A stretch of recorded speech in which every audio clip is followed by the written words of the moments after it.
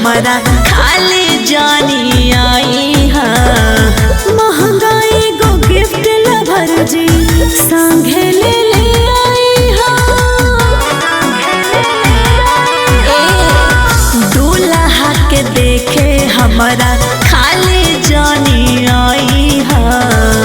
महंगाई गो gift lover जी संगे ले ले आई हा। शादी के खुशी में भोज खाली हाँ भरपूर।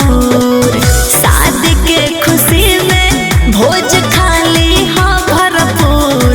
आय हाय हाय माँ जानुआ रे सब संग में जादू। आय हाय हाय माँ जानुआ रे सब संग में जादू।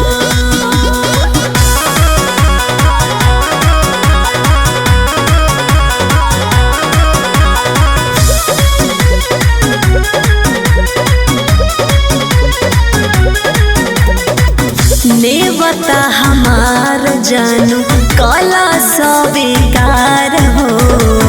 आजू नितेश जी हमसे कर